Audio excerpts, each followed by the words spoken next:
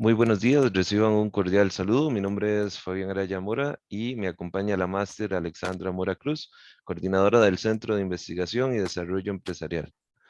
Unos consejos prácticos antes de iniciar esta actividad es mantener sus micrófonos en silencio y las preguntas las puede realizar por medio del chat estas serán atendidas durante la exposición.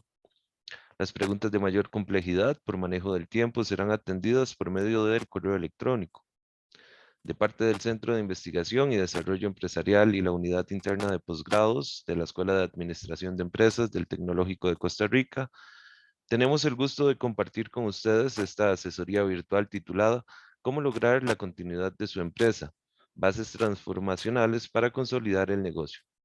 Iniciamos esta actividad virtual dirigida por don Eric Guillén Miranda, quien es máster en Administración de Empresas, bachiller en Psicología, empresario, profesor, autor de libros, si me lo hubieran dicho antes, e investigador en temas relacionados con empresas familiares. En este momento cedemos la palabra a don Eric e iniciamos con esta actividad. Adelante. Muchas gracias, buenos días, espero que estén muy bien. Un poquito, este tema nos ha interesado mucho desde hace bastante tiempo, inclusive en la maestría que se diseñó y se echó a andar en el 2016, que es muy dirigida a administradores, hay un curso completo sobre el tema de empresa familiar, ¿verdad? Y aquí mucha gente se pregunta, bueno, ¿por qué este tema es importante? ¿Por qué este tema debería preocuparnos o deberíamos atenderlo?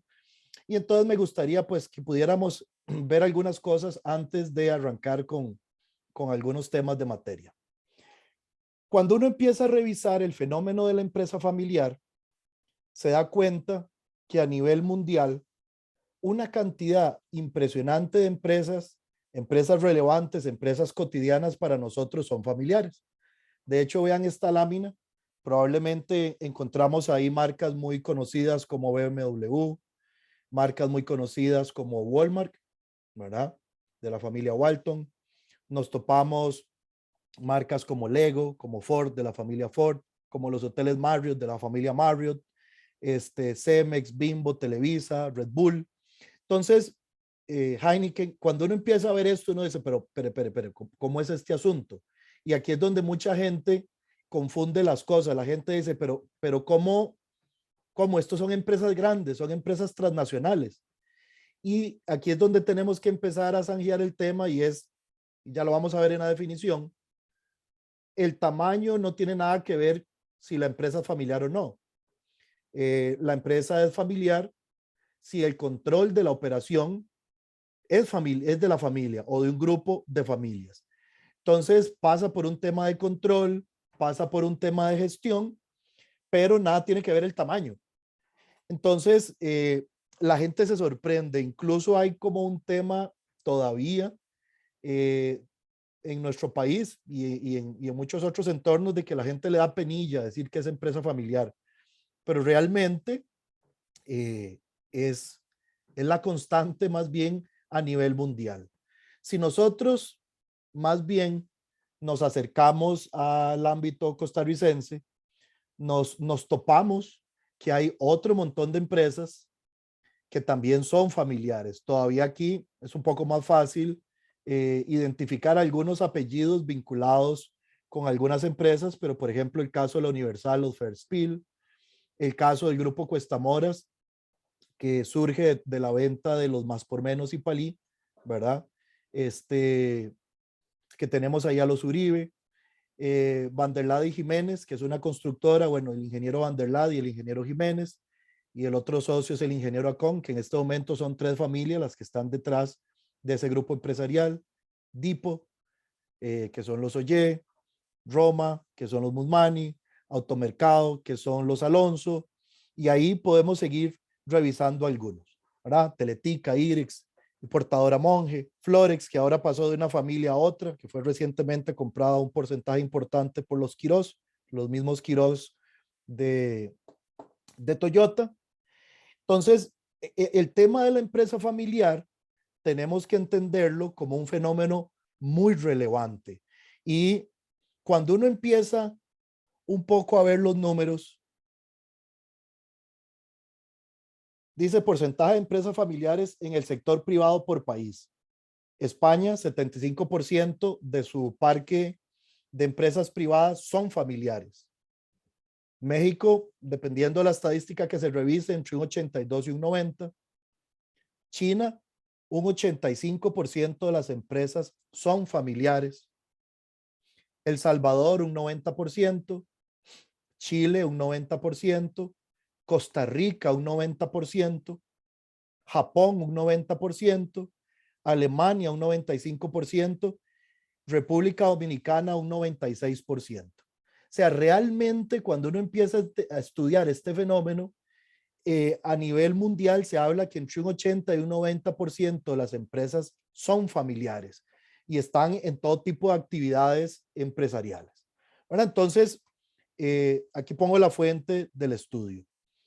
Si nos movemos más bien a ver cuánto es el PIB, el Producto Interno Bruto que generan las empresas familiares por país, nos damos cuenta que en Finlandia es un 50% del PIB, en Brasil un 50%, igual en Portugal, El Salvador un 65%, Singapur un 70%, Costa Rica un 70%, Uruguay un 70%, Chile un 90%, Ecuador un 93%, Italia un 94%.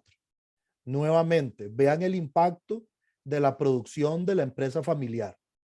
Evidentemente, pues hay algunos otros países que generan mucho menos, pero vean aquí que estos países que para nosotros son muy conocidos, el porcentaje de generación es muy grande.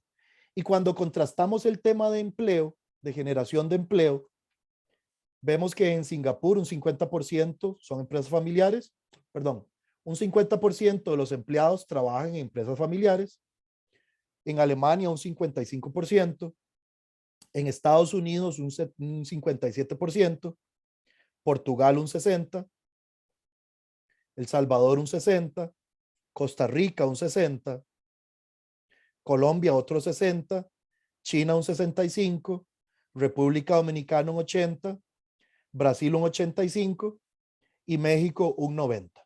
Por favor, si van teniendo consultas, con mucho gusto nos pueden poner en el chat y vamos respondiendo las preguntas. No se las dejen para el final.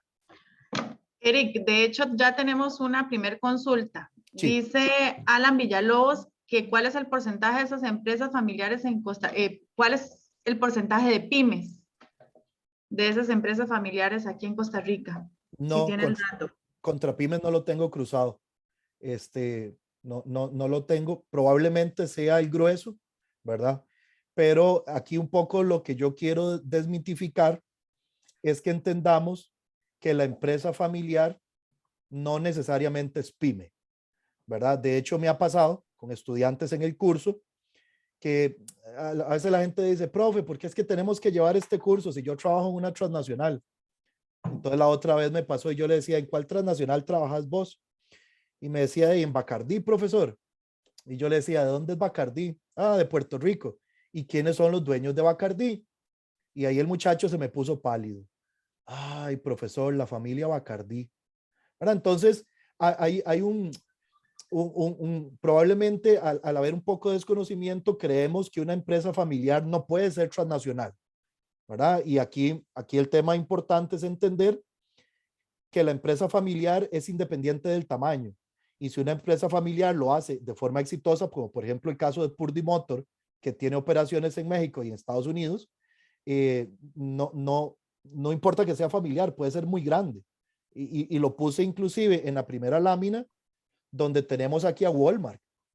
La familia Walton sigue controlando la operación de Walmart, independientemente incluso de que esté en bolsa, ¿verdad? Entonces, esta parte es importante, no podemos perder de vista la empresa familiar, su vínculo está sobre el control y no sobre el tamaño, ¿verdad? Un poco para ir aclarando el punto. Bien.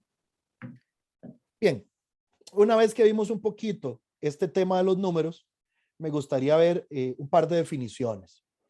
Dice, una empresa puede ser considerada familiar en la medida que su propiedad y dirección están concentradas dentro de una unidad familiar y en la medida en que los miembros se esfuerzan por lograr mantener y o aumentar las relaciones intraorganizativas basadas en lazos familiares. ¿Qué voy aquí con esta definición? Esta definición hay muchas. De hecho, por ahí tenemos un catálogo de alrededor de unas 80, 90 definiciones que se han ido dando en el tiempo. Pero es un poco lo que les decía, ¿verdad?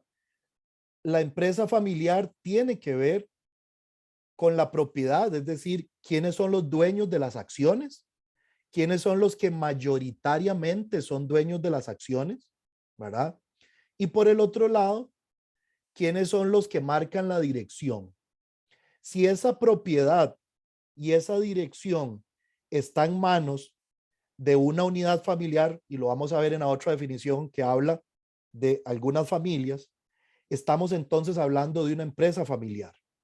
De hecho, en el 2012 habíamos hecho una investigación de empresas familiares en Costa Rica y curiosamente cuando uno empieza a revisar empresas como La Nación y Cervecería Costa Rica, se da cuenta que a pesar de que en algún momento salieron a bolsa, son unas pocas familias las que tienen el control de esas empresas, incluyendo a los Jiménez, que son accionistas mayoritarios en ambas compañías, ¿verdad? Entonces, puede uno decir que son empresas familiares. ¿Qué es lo que pasa con esto? Que normalmente la empresa familiar que se hace noticia es la que no hace bien las cosas. Viste, en aquella empresa se peleó aquel y se peleó el otro y quebró. Sin embargo, hay muchas empresas familiares que lo hacen muy bien, pero esas no son noticias, ¿verdad? El otro tema importante es que se busca mantener esa relación familiar, esos lazos familiares, porque además hay un tema muy importante. Todo esto nace de un fundador, de un emprendedor que echó a andar un negocio y que en algún momento visualizó que sus hijos se hicieran cargo del negocio a futuro. Entonces, otro de los elementos importantes de la empresa familiar es ese interés de que se mantenga el legado, de que la empresa pase a la siguiente generación, ¿verdad? Entonces, eso le da un tinte muy diferente a cualquier otra empresa. Probablemente en cualquier otra empresa el gerente general se va a pensionar y contratan una empresa experta en buscar talento, un headhunter, y traen un buen gerente general. Normalmente en la empresa familiar el primer análisis que se hace es quién de la familia se va a hacer cargo del negocio en la siguiente generación. Y entonces eso empieza a darle tintes muy particulares a la gestión de la empresa familiar. Esta otra definición. Los negocios familiares son aquellos cuya política o dirección está sujeta a una fuerte influencia por una o más unidades familiares. Esta influencia se ejerce a través de la propiedad, entre paréntesis, las acciones, y a veces a través de la participación de miembros de la familia en la dirección. Es la intención entre dos marcos organizativos, familia y empresa, lo que establece el carácter fundamental del negocio familiar y define su unicidad. Vean que aquí hay un tema importante que agrega esta definición. Dice, y a veces a través de la participación de miembros de la familia en la dirección. Quiere decir que no siempre es alguien de la familia el gerente general de la empresa familiar. Y ahora lo vamos a ver un poquito más adelante. Llegado un tamaño X de la organización, probablemente a los miembros de la familia se le podría hacer inmanejable. Y aquí de pronto es interesante pensar en traer un gerente general externo, que no es una decisión fácil para las familias. Por un tema muy de pensamiento más familiar que empresarial, se piensa que el siguiente gerente general de la empresa tiene que ser alguien de mi familia. Pero esto en la práctica no necesariamente tiene que ser así. Lo importante que uno debería pensar es quién es la persona más adecuada para dirigir la empresa, independientemente de su apellido. Y son elementos que se tienen que ir aprendiendo. No sé si con estas definiciones brinca alguna duda, como para ir atendiendo de una vez.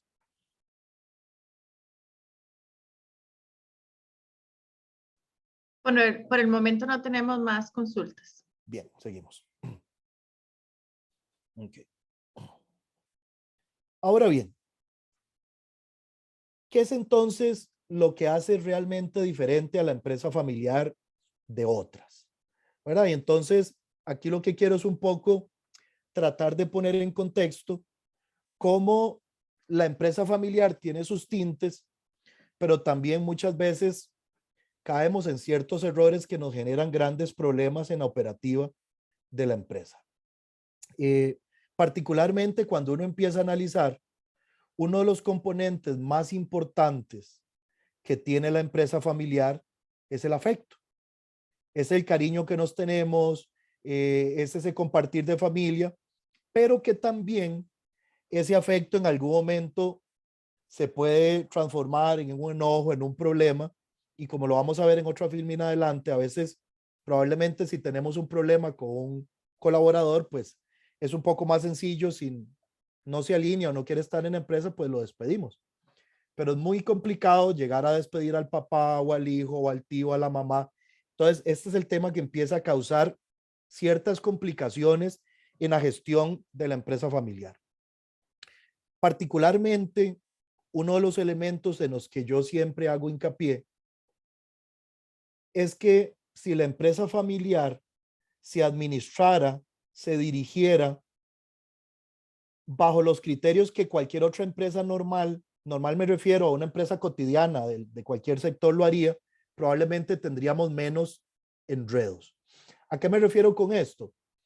Muchas veces trasladamos algunos vicios de la empresa con el emprendedor, donde solo está el emprendedor, que es el que toma todas las decisiones, y no la ordenamos cuando llegan los hijos. Entonces lo que los hijos se topan es una empresa bastante desordenada. No sé si hay pregunta, Alexandra. Sí, de hecho hay una pregunta y bastante interesante y con respecto a esto que usted habla. Nos dice Senji, ¿qué recomienda usted para nombrar la gerencia general? Ok, vamos a ver. Ahora lo podemos tocar un poquito más adelante, sin embargo lo dejo introducido desde ahora. Uno de los elementos más importantes que tiene que considerar una empresa familiar es la sucesión, es el cambio generacional, es el cambio de cuando papá o mamá, que fueron los fundadores, le entregan el negocio a los hijos, es el cambio cuando los hermanos ya están grandes y le van a entregar el negocio a los sobrinos. Esos pases generacionales que a veces implican la gerencia general o no, porque de pronto puede ser que la familia esté dirigiendo desde la junta directiva, son los grandes talones de Aquiles de la empresa familiar. De hecho, para que tengan una idea del pase del fundador o la fundadora a los hijos, muere un 70% de las empresas familiares. Y las que llegan a manos de los nietos, más o menos es un 4 o 5% del 100% que iniciaron con los fundadores que querían entregársela a los hijos. Es decir, la tasa de mortalidad de la empresa familiar en los pases generacionales es brutal. Entonces, mucho del trabajo que hay que hacer es que el proceso de sucesión debe irse planeando con tiempo. Y con tiempo estoy hablando que de pronto cuando los hijos del fundador están jovencitos, irles hablando de qué se trata el negocio, irlos llevando al negocio, incluso contarles, vea muchachos, si ustedes en algún momento se quieren involucrar en el negocio, y esto fue un caso que lo conversamos con el ingeniero Van der Laat Jiménez, y él nos decía en esa investigación que hicimos, vea, los hijos de nosotros saben que para entrar aquí es muy sencillo, decía él. Nada más tiene que ser un ingeniero del área en construcción, con una maestría en algún área constructiva, no puede ser una maestría en negocios, sino en algún área constructiva. Tienen que hablar 3 idiomas y además haber trabajado 5 años en otra empresa. Con eso cualquiera entra. Entonces se moría de la risa. Y él decía, bueno, lo que tratamos es que ellos entiendan que para entrar al negocio se tienen que preparar en esto. O sea, no es un tema que aquí vamos a recibir a cualquiera. Entonces, en la medida que yo desde que los hijos están pequeños y les cuento cuál es el negocio, los llevo, ojalá que trabajen un poquito en las vacaciones, se van involucrando. Pero también el líder tiene que irse preparando para dejar el negocio, que también pasa mucho. El otro día estábamos trabajando con una dueña de una empresa que nos decía, vean, necesito que nos ayuden porque de ahora mi hijo está en el negocio, yo nunca coticé para la caja, no tengo pensión, necesito ver cómo él me paga un alquiler por las instalaciones o me da alguna plata, porque yo no tengo pensión y él ahora es el que corre el negocio y ya yo estoy a punto de salir y no tengo cómo subsistir. Entonces, la persona que entrega el negocio debe prepararse en dos vías. ¿Cuál va a ser su dedicación en tiempo? ¿Qué va a hacer con su tiempo libre? Pero también cómo va a tener un recurso económico para poder enfrentar su jubilación. Entonces, el proceso es más complejo que solo ver el tema de la gerencia general. Tenemos que ver la generación que se retira y la generación que asume. Con el tema del gerente general, muchas veces pasa que hay gente buena entre los muchachos que están ahí. Entonces, el trabajo que nos va a tocar es involucrarlos, mandarlos a la universidad, que se preparen, darles un espacio en la organización, que vayan haciendo sus armas para que posteriormente asuman el negocio. No sé si respondo la pregunta de lo que me preguntaban con el gerente general. Me amplío un poquito porque es más que el gerente general. Bueno, la pregunta era nada más esa, pero si la persona que preguntó le queda alguna duda, no lo puede poner ahí en el chat y le consultamos a él. Dice que sí, que quedó claro. Muy bien. Perfecto, gracias, Eric. Súper. Ok, ¿por qué nos cuesta tanto entender la empresa familiar? Uno de los elementos es, y aquí hago un mix y no lo traje en esta charla, que luego lo podríamos ahondar porque es bastante complejo, y es que cuando uno entra a trabajar con una empresa familiar, tiene que entender el mapa relacional de su familia, tiene que entender los hechos claves de esa familia, los hechos que marcaron esa familia, tiene que entender las relaciones que hay entre esa familia y cómo se vinculan en el negocio. Por ejemplo, cuando uno estudia un poco la teoría sobre el tema de los hijos, se da cuenta que normalmente el hijo mayor tiene una carga fuerte de que le dé el ejemplo a sus hermanos, de que haga bien las cosas, de que colabore en la familia. Y a veces la familia con el último es un poco más relajada. Entonces la encomienda del primero y el último es distinta. Bueno, todo eso tenemos que entenderlo a la hora de ver cómo es el rol y la interacción de esta familia. Y ahora también voy a ver los círculos de la empresa familiar que también me van a ayudar a entender la visión de mundo de cada uno de estos. Por otra parte, el afecto juega un tema importante. A veces hay hijos que dicen, no, es que mi hermanillo siempre fue el favorito de papá o el de mamá, esto, lo otro. Entonces, toda esa interacción familiar juega, que probablemente en una empresa, me imagino una transnacional donde hay 2,000 personas, de cada quien llega, hace su trabajo y se va. O sea, no tienen rollos previos, no tienen interacciones previas, ¿verdad? Que en el caso de la empresa familiar sí las hay. Y eso hay que entenderlo y hay que administrarlo, ¿verdad? Y por el otro lado, dice Guillermo Salazar, el difícil arte de combinar empresa y familia nos lleva a pensar en casi la imposible alquimia de combinar dos conceptos que en apariencia son antagónicos, el amor y el dinero. Y realmente es un tema complejo, pero se puede hacer. Y ahorita en una lámina un poco vamos a desarrollar estos dos elementos. Vean estos tres círculos. Este tema de los tres círculos explica muy bien la teoría de la empresa familiar.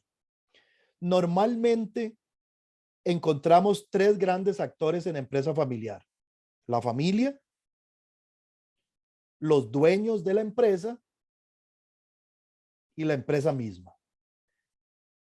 Cuando uno empieza a revisar qué es lo que quiere cada uno de ellos, uno entiende que la familia lo que quiere es el amor, el cariño, que todos estén bien, que haya unidad, que haya paz. ¿Qué quiere un dueño de acciones? Quiere que le den dividendos, quiere que su empresa valga más, quiere que su empresa esté bien administrada. ¿Qué quiere un empleado? Que le paguen los 15 y los 30. Quiere ojalá crecer en la empresa. Quiere que ojalá el jefe no lo joda mucho, ¿verdad? Entonces, vean cómo de arranque estos tres primeros elementos son muy diferentes. Pero cuando nosotros empezamos a mezclar los subgrupos, nos damos cuenta que este subgrupo 4 es, por ejemplo, mi mamá, que tiene acciones, que es familia, pero que no está metida en el negocio. Pero bueno, influye. De hecho, yo recuerdo más de una vez algún encontronazo con mi hermano y al día siguiente o horas después entra la llamada. ¿Quién está llamando? Mi mamá. Eric, ¿qué pasó? ¿Qué problema tuviste con tu hermano? Explícame. Vea, ustedes tienen que quererse, tienen que chinearse. O sea, esa es la visión de un 4. ¿Cuál es la visión de un 5? Este 5 en empresa familiar no pasa tanto. O sea, no es muy común que alguien que no es de la familia tenga acciones de la empresa, pero a veces pasa, ¿verdad? De hecho, en el grupo Cuesta Moras, en algún momento, el papá de los Uribe actual le había dado su mano derecha y gerente financiero una participación de acciones y él ahora es parte del grupo. Era su hombre de confianza y la retribución que le dio fue un paquete accionario, pero eso no es tan común. Normalmente, a nuestro nivel y a nivel en general, sobre todo en Latinoamérica, nos resistimos mucho a que un tercero no familiar tenga acciones de la empresa. Pero bueno, entonces este que está ahí querrá que la empresa crezca, que igual que él crecer en la empresa y que las acciones valgan más para recibir sus dividendos. Un 6 es de pronto un sobrino mío que está trabajando en una empresa, que está en la U, que le dimos posibilidad, pero todavía no tiene acciones. Típicamente, ¿quién es un 7? El fundador. Y en segunda generación, un hijo del fundador que ya está ejerciendo muy probablemente la dirección de la empresa y entonces ya tiene acciones y probablemente ya el padre se retiró o está en ese proceso de salida. ¿Por qué este tema de los círculos es tan importante? Porque si nos ponemos a pensar, los intereses de cada uno de ellos son diferentes. A mí como 7 me interesa que todo marche bien, pero probablemente a alguien que solo es 3 le interesa que la empresa va bien, aunque la familia de pronto tenga sus rollos. Bueno, entonces, uno cuando analiza la empresa familiar o está hablando con alguien de la empresa familiar, uno debería cuestionarse en cuál de los círculos está. Porque dependiendo del círculo en el que esté, su influencia, sus intereses y su visión de mundo es distinta, ¿verdad? Entonces, desde ese punto de vista, la teoría de los círculos juega un rol importantísimo. Ahora bien, un poco con lo que hablábamos de cómo tratar de amalgamar o esa alquimia que comenta Salazar, y uno empieza a ver los criterios de una empresa o de la gente que está en una empresa. Alguien que está en una empresa es porque contribuye a la empresa, un gerente financiero, un vendedor, alguien de mantenimiento. O sea, yo no tengo a nadie en una empresa porque sí. Cada persona tiene un rol y una responsabilidad. La permanencia es inestable. ¿Hay pregunta, Alexandra? Tenés el micrófono apagado. Perdón, ahora sí, tenemos una consulta. Sí. Nos dice Diana, ¿qué tanto riesgo existe entre una empresa familiar que tiene la dirección y una empresa no familiar en cuanto a prestar atención a informes o auditorías que denotan? Yo aquí me iría más a, y ahora lo voy a tocar al final, a qué tan profesionalizada está la compañía. Porque si la compañía está profesionalizada y tenemos órganos de gobernanza, independientemente de si es un gerente externo a la familia o parte de la familia, si hay una junta directiva va a tener un auditor externo contratado y va a tener ciertas revisiones y la empresa se ha ido formalizando. Entonces a mí me parece que eso parte más, el riesgo está más en si tengo o no órganos de gobierno adecuados para la empresa familiar que del estilo gerencial. ¿verdad? Porque el gerente general tiene que someterse a esos sistemas de gobernanza. Bien. Creo que eso era. Muchas gracias. Muy bien. Entonces, les decía, en la empresa, la permanencia es inestable. De si yo empiezo a bajar mi rendimiento, me despiden, ¿verdad? Las relaciones son racionales. Yo llamo a alguien a una reunión, mira, tenías que hacer esto, ¿cómo te fue? ¿Te fue bien? Muy bien, excelente, chao. El que sigue, no lo hiciste. O sea, todo es un tema técnico, racional, bajo un criterio empresarial. Se busca ser competente y además de esto, se busca que la comunicación sea formal. ¿Qué pasa en la familia? Las personas son un fin en sí mismo. Ay, qué problema con el tío aquel y su problema de alcoholismo, pero al tío no lo divorciamos de la familia, sigue siendo tío, ¿verdad? Entonces, no, cada persona, aunque tenga su rollo, pertenece a la familia porque sí, la familia no la escogemos. Consecuentemente, la pertenencia es estable. ¿Qué quiere decir con esto? De que yo seré hijo, hermano, sobrino, nieto, hasta que me muera, ¿verdad? Esa es la estabilidad que implica ser miembro de una familia. Las relaciones son emotivas. Te quiero, me querés porque sí, porque tenemos una historia, porque no nos hemos llevado bien. Puede ser que nos peleemos, nos reconciliamos, pero la relación es muy emotiva en ese sentido. El sistema en buena teoría es igualitario, tan igual es un hijo como el otro. O sea, aquí no hay rangos jerárquicos, ¿no? Todos somos parte de la familia, inclusive muchas decisiones de el papá la consulta con los hijos y todo el mundo opina y somos parte del mismo equipo, ¿verdad? Y la comunicación tiende a ser informal.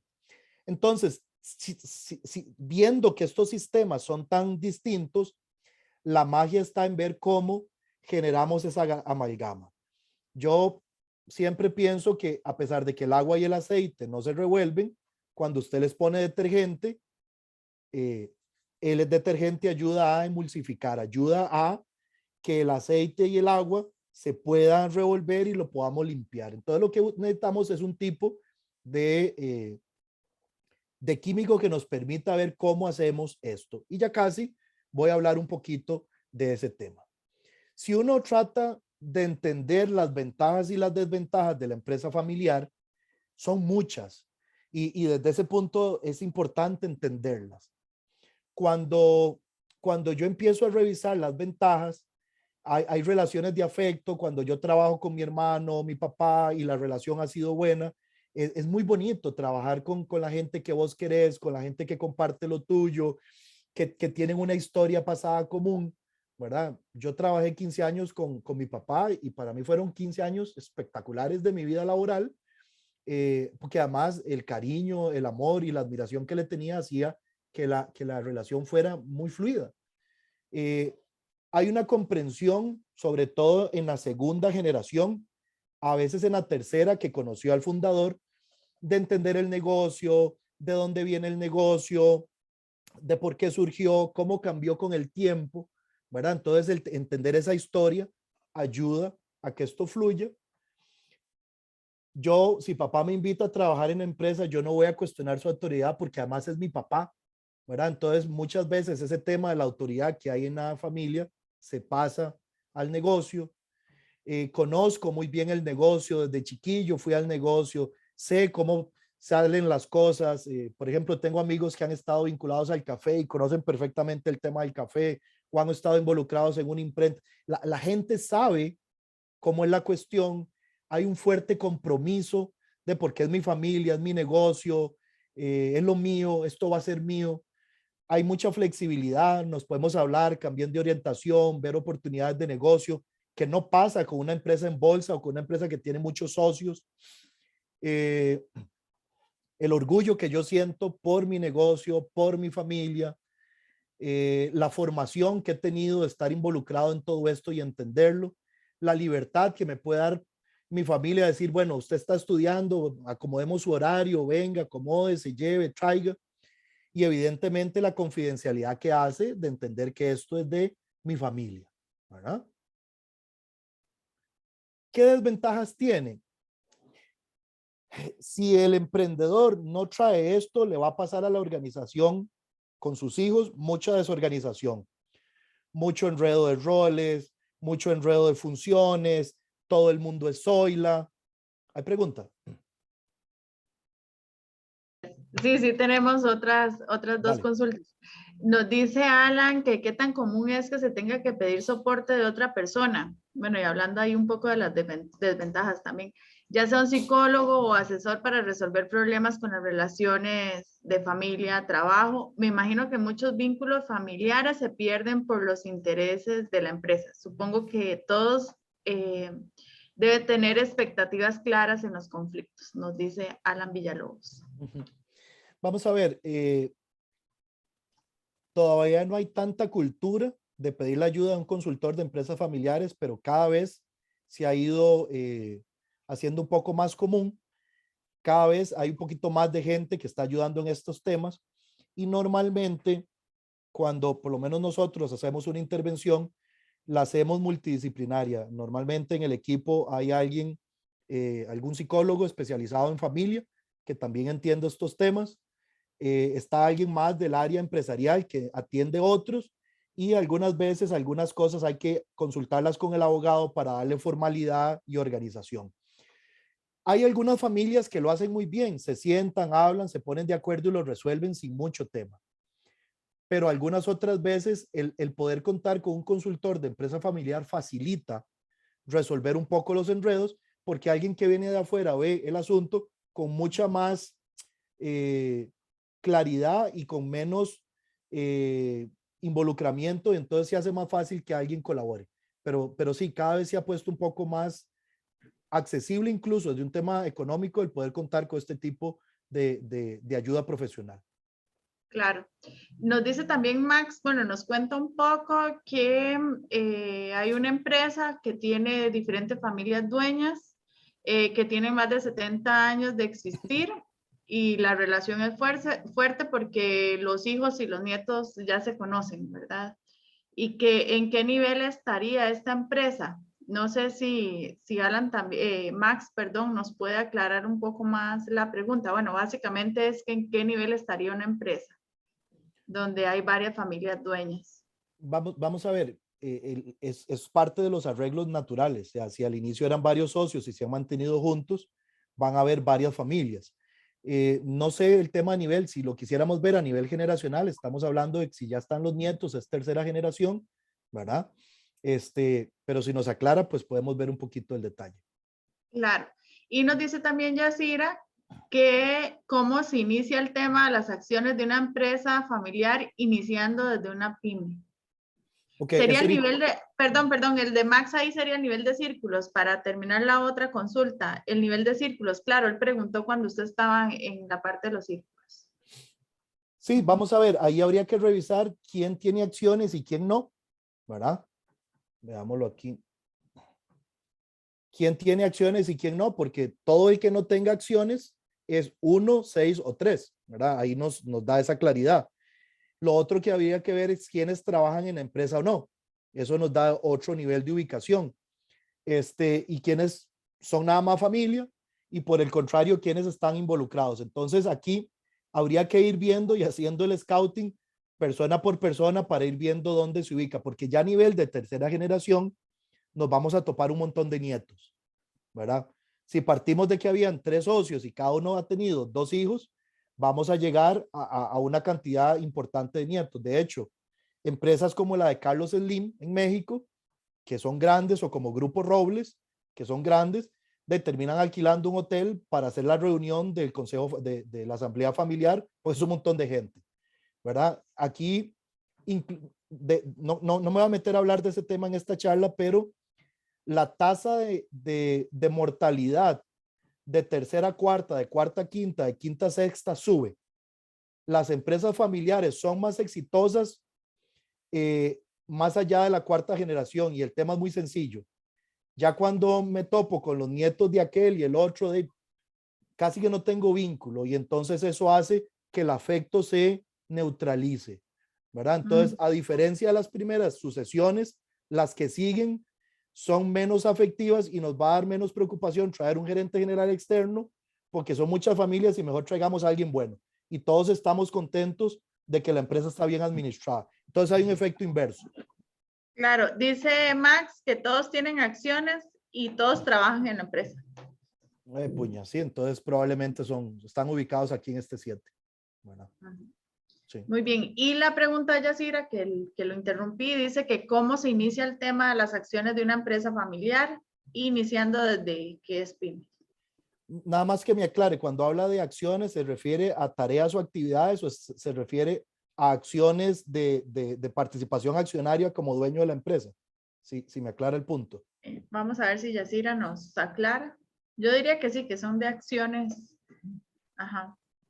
Sí, de participación. De tareas, de actividad. Vamos a ver. Si Yasira, si nos aclara. De tareas o acciones de capital. Ok, entonces es de participación capital. accionaria. Ajá, exacto. Bueno, tampoco es tema, pero igual lo aclaro. Normalmente, bueno, el fundador o el emprendedor inicia con su empresa y habrá que ver si lo que tiene es una sociedad anónima que va a tener acciones o es una responsabilidad limitada que lo que va a tener son cuotas. Y aquí el tema es cuándo decide entregarle esas acciones o esas cuotas a sus hijos. Muchos lo hacen testamentariamente, es decir, después de morir. Otros deciden entregar una participación en vida y conservar una parte o hacer un mix. Esto depende mucho de si los hijos son buenos administradores, si no van a despifarrar esas acciones, si les enseñamos bien, si están involucrados. Pero eso probablemente es tema de otra charla porque tiene que ver con todo el tema de sucesión. Y la sucesión no solo es un tema de la dirección del negocio, sino que también hay que hacer una sucesión patrimonial, que ahí es donde van las acciones, los bienes de la familia o los bienes del fundador. Y también hay que hacer una sucesión del conocimiento de cómo se maneja el negocio, aunque usted no vaya a ser gerente. Entonces la sucesión va en varios puntos, pero a la pregunta, surge con el negocio del fundador y el pase puede ser vía testamentaria o entrega en vida de esas acciones. ¿Verdad? Muy bien. Muchas gracias, Eric. Estas son las consultas. Perfecto. Cuando hablamos de las desventajas, les decía, el tema de la organización, a veces estamos muy ocupados para capacitarnos y ese es un problema. Entonces tenemos gente que de pronto es buena, pero hace mucho no toma tiempo para capacitarse. A nivel de empresa familiar vemos mucho problema en la delegación. No queremos entregar el poder, no queremos traer más gente porque mejor lo hacemos todos nosotros y entonces las horas laborales son 12, 14 horas. Deberíamos ir pensando en estructurar mejor el negocio, delegar mejor, y ahorita hablo del tema de roles.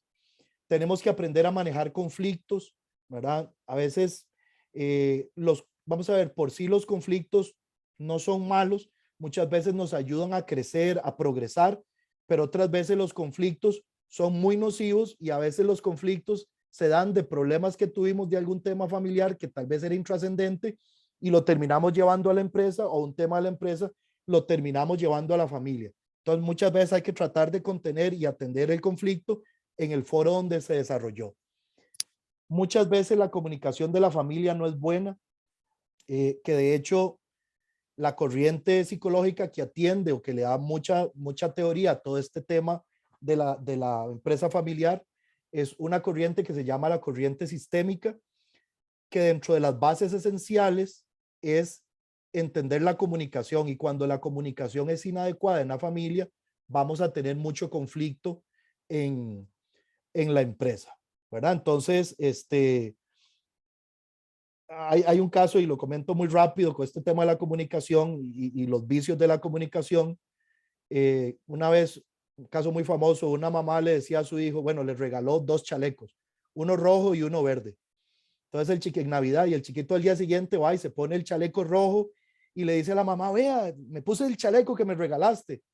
Y la mamá le dice, ay, mijito, yo creí que el chaleco verde te había gustado. Qué lástima que el chaleco verde no te gustó. Y el chiquillo se pone a pensar, bueno, pero es que eran 2 chalecos, no me podía poner 2 chalecos, pero cuando uno analiza esa comunicación, es una comunicación para volverse uno loco.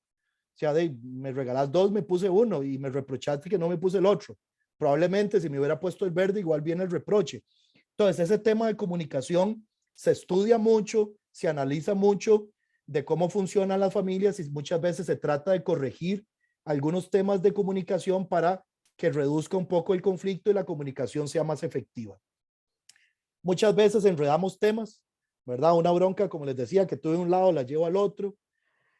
Nos topamos mucho que en la empresa familiar cuesta mucho que haya planes estratégicos, que haya una idea clara del rumbo para dónde vamos. Normalmente el líder lo tiene en la cabeza, pero no lo plasma, entonces no hay ese desarrollo y esa claridad de que todo el mundo se alinee con el plan de trabajo, y eso hace también que nos cueste delegar, porque al no haber un plan claro, no lo podemos delegar. Tenemos muchos vicios con el tema de contratar a cualquiera. La otra vez estuvimos trabajando en una empresa que el 75 tiene como 90 empleados, el 75% de los empleados son familia, son dos dueños, esposos, pero el 75% de los trabajadores o son familia del esposo o son familia de la esposa, ¿verdad? Entonces la empresa básicamente se ha convertido en un lugar donde si me quedo sin trabajo, ahí me dan trabajo. Entonces eso genera un tema complejo de tener a tanta familia metida en el negocio, y lo que deberíamos pensar es que al negocio entre el familiar que es bueno y que le sea bueno al negocio. Y el otro tema es el tema de sucesión, que esto pega con estos criterios. Cuando uno está analizando por qué fracasan las familias, las empresas familiares, KPMG plantea estos 6 elementos. Mucha dependencia del fundador, y el fundador no preparó ese sucesor o lo preparó muy tarde.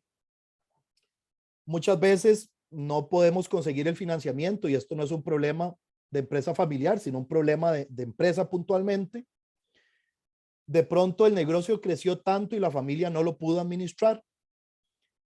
Este 4 lo veo todos los días. Hay un tema de no hay funciones claras, no hay roles claros, no hay organigrama claro, no hay responsabilidades claras, ¿verdad?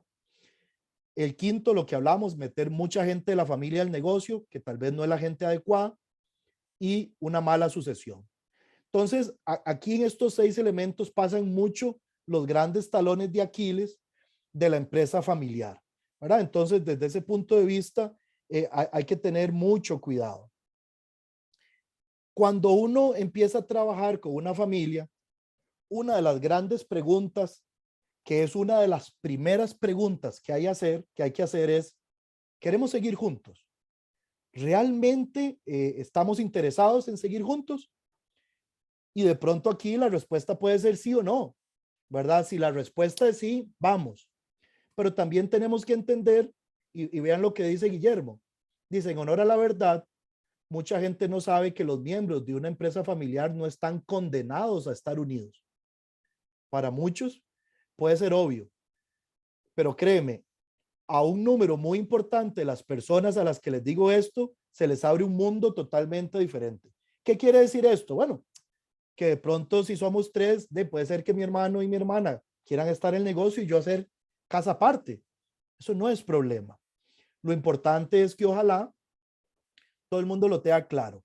Pero si la respuesta es seguir juntos, a mí me encanta la propuesta que hace Manuel Pavón sobre los 3 ejes que son los que mantienen unida y exitosa una empresa familiar, que son la cohesión, el papel o rol de cada uno y cómo profesionalizamos las decisiones. Y todo esto unido alrededor de la comunicación y la capacidad emprendedora y la capacidad empresarial.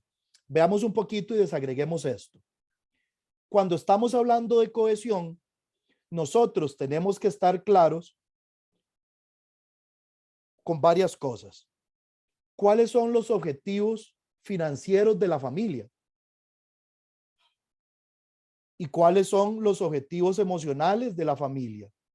¿Por qué hablo de esto? Pasa mucho. Hay un socio, un hermano que está en el negocio, que es gerente financiero o es el gerente general, tiene una serie de consideraciones empresariales, tiene carro, tiene celular, tiene computadora, tiene una bonificación X y hay otro que está afuera que nada más es socio. Entonces, cuando se discute el tema de dividendos, el hermano, que es el gerente general, dice, no, aquí hay que reinvertirlo todo, porque eso nos va a hacer crecer y la empresa va a valer más. Pero el que está afuera, que tal vez no trabaja, porque está estudiando o porque es la esposa y decidió quedarse en la casa, o de pronto tiene una profesión que no es muy de mucha remuneración, dice, hey, no, repartan más dividendos porque yo quiero ver dinero. ¿Verdad? Entonces tenemos que estar claro cuáles son los objetivos financieros de todos. Pero también es importante entender cómo nos vamos a vincular, cómo vamos a administrar ese afecto del que hemos venido hablando, como cuándo nos vamos a reunir, qué vamos a hacer para construir y seguir avivando esa relación de familia que tenemos. Pero también como familia, como empresa, tenemos que tener claro cuál es la misión del negocio, hacia dónde vamos y cuáles son los valores que nos unen. Y a veces aquí cuesta un poco que la gente entienda que no son los valores que a alguien se le ocurrió y los pegó en una tablita en la recepción de la empresa, sino más bien cuáles son los valores verdaderos. Cuando en la familia hicimos este ejercicio, yo planteé y hablé con varios amigos y me dicen, no, Eric, realmente los valores de ustedes son esto, ve aquello, el otro. Y es interesante cuando otro lo vuelve a ver a uno desde afuera. ¿Verdad? Entonces, cuando tenemos, esto es a lo que yo llamo el rumbo. Tenemos el rumbo claro de la empresa, pero también tenemos el rumbo claro de lo económico a nivel de remuneración a la familia y la forma de vincularnos. ¿Qué sigue? ¿Cuál es el papel de cada uno de nosotros? Y aquí retomo el tema de los círculos. ¿Cuál va a ser el papel a nivel de empresa? Bueno, yo voy a ser el gerente, o voy a ser un supervisor, o nada más voy a estar, o voy a estar en junta directiva. ¿Cuál es mi rol en la familia? Por ejemplo, qué sé yo, en mi familia el rol protagónico lo lleva mi mamá y mi hermana. Yo tengo un hermano y una hermana, pero todo lo que tienen que ver con temas de familia, ellas son las que llevan la voz cantante ahí. Alguna vez a mí se me ocurrió tratar de liderar esto y nadie me dio pelota, porque a nivel de familia, en mi familia, son ellas dos, ¿verdad? Pero también tengo que tener claro cuál es mi rol con respecto a la propiedad. Y aquí no solo son las acciones de la empresa y mi rol de asistir, de participar, sino también algunas familias tienen otros activos, que una finca, que una casita en la playa o en la montaña, o tienen otro negocio. Bueno, ¿cómo va a ser mi rol en esas otras partes del patrimonio? ¿Verdad? Y entonces tenemos que tener un rol claro, una idea clara de qué vamos a hacer en cada uno de estos aspectos. Posteriormente, tenemos que definir con claridad cómo vamos a tomar las decisiones, cómo vamos a profesionalizar la empresa y la familia. Y esto no es traer profesionales, es aprender cómo se gestiona una empresa familiar, hacer un proceso para ordenar la empresa, crear los órganos de gobiernos adecuados. Normalmente una empresa familiar tiene un consejo familiar, tiene una junta directiva, una asamblea de accionistas, una asamblea de familia. En algún momento podemos hablar de toda la gobernanza, pero cuando una empresa, cuando una familia empresaria ordena la casa, sabe cómo discutir las cosas, sabe, tiene mecanismos para tomar decisiones, los conflictos son otros. De pronto son conflictos y entramos a este negocio o aquel, no es un tema de que ni siquiera nos podemos hablar. Entonces, cuando uno empieza a profesionalizar las decisiones, el tema se vuelve muy fluido, ¿verdad? Entonces resulta que estas decisiones se ven en junta directiva, estas otras decisiones las tenemos que ver como socios, estas otras decisiones las tenemos que ver como familia, y entonces empezamos a tomar las decisiones en el lugar correcto, ¿verdad? Y empezamos a movernos.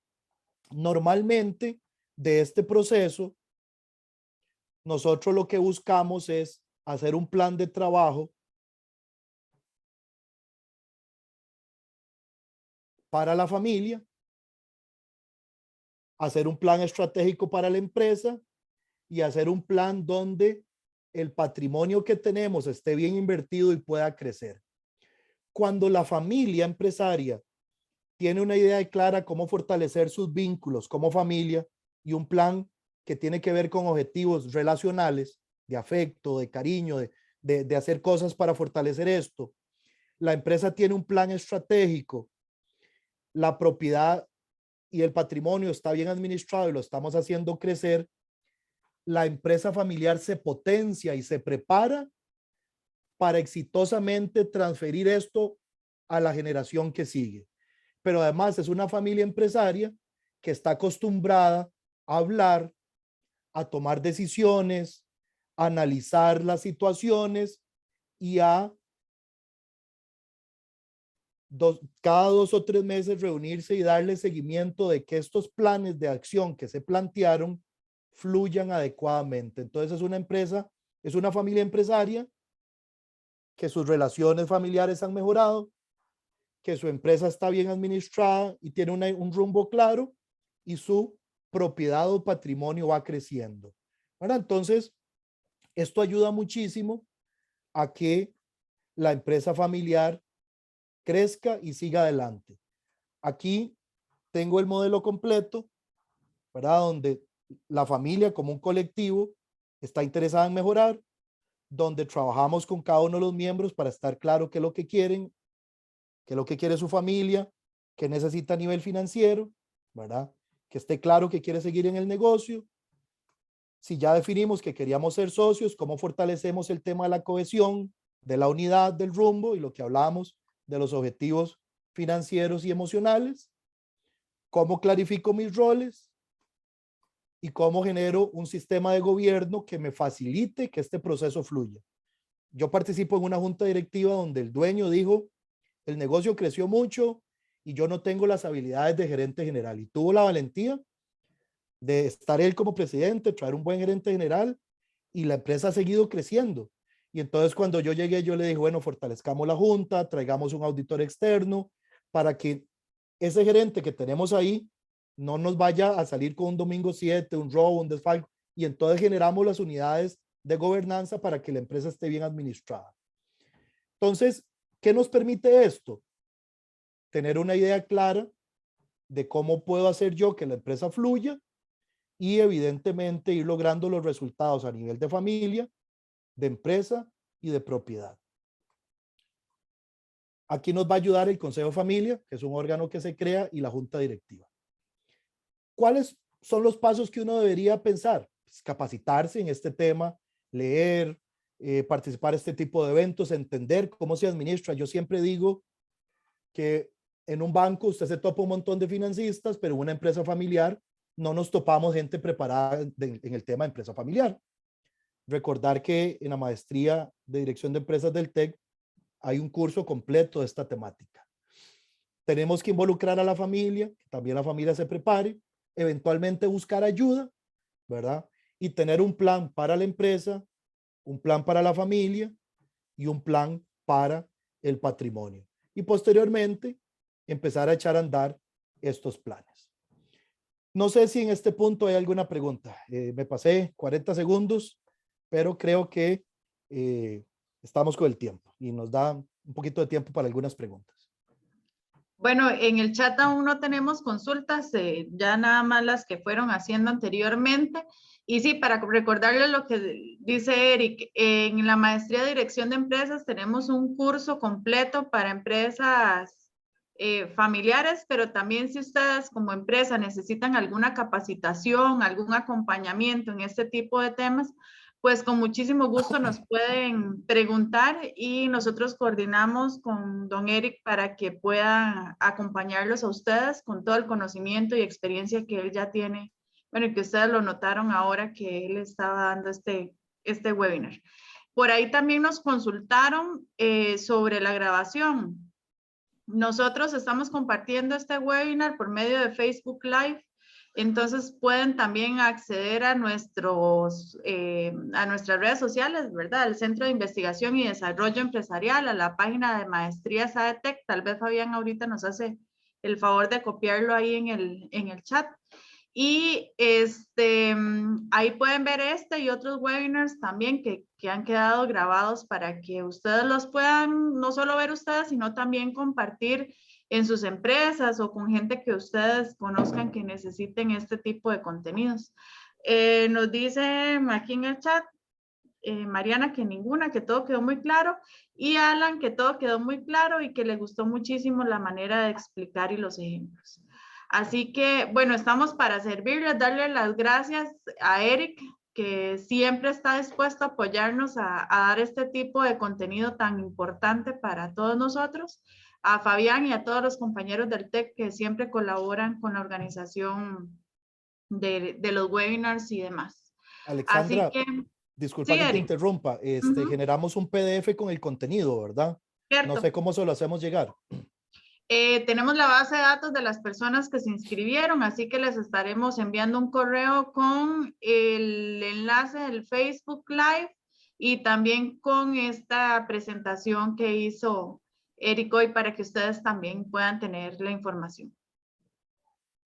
Bueno, ahí hay bastantes gracias y excelente charla. Muchas gracias. Ahí creo que estuvo muy ameno y muy clara toda la información. Así que le agradecemos un montón, Eric, de verdad, como siempre, por estar anuente a acompañarnos. Y gracias a Fabián y compañeros. Con muchísimo gusto. Bueno, nos vemos en el próximo. Estén atentos. Nosotros les estaremos enviando información para que se unan con nosotros.